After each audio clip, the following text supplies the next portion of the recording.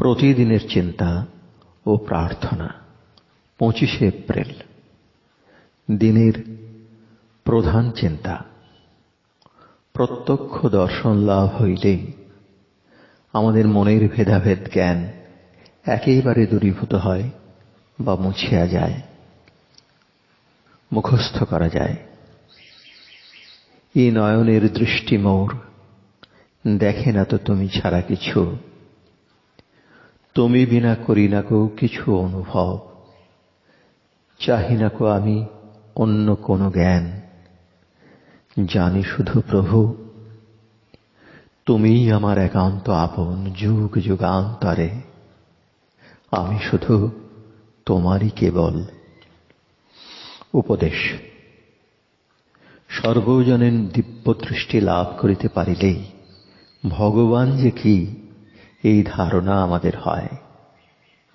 এই স্বচ্ছ দৃষ্টির মধ্য দিয়ায় ক্রমে ক্রমে আমরা সেই পরম প্রভুর দিকে অগ্রসর হই। আমাদের চিন্তায় বা অভ্যাসে যদি আমরা সংকীর্ণ বা অসরল হই, তবে জীবনের স্বাধীনতা আমাদের থাকিবে না। অকপট না হইলে আমরা ভগবানের সম্মুখে আসিয়া দাঁড়াইতে পারি না। সম্পূর্ণ নির্ভরতা ও অসীম বিশ্বাসের ফলেই আমরা শ্রী ভগবানের সঙ্গে ঘনিষ্ঠ সম্পর্ক স্থাপন করি। এমন বিশ্বাস যাহা শিশুর আছে তার মায়ের প্রতি। প্রার্থনা। বিশ্বদেবতা, যিনি সকলকে তাঁহার আলিঙ্গনে আবৃত করিয়া রাখিয়াছেন, তিনি যেন আমার হৃদয়ে তাঁহার আবির্ভাবের অনুভূতি জাগরুক করেন। তাঁহার জীবন্ত আবির্ভাব যেন আমার সমগ্র সত্তাকে পরিপূর্ণ করিয়া দেয়।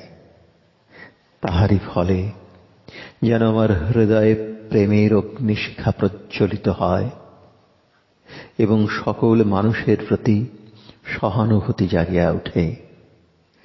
আমি যেন সেই ভালোবাসা আমার সকল কথা ও কাজের মধ্যে প্রকাশ করিতে পারি।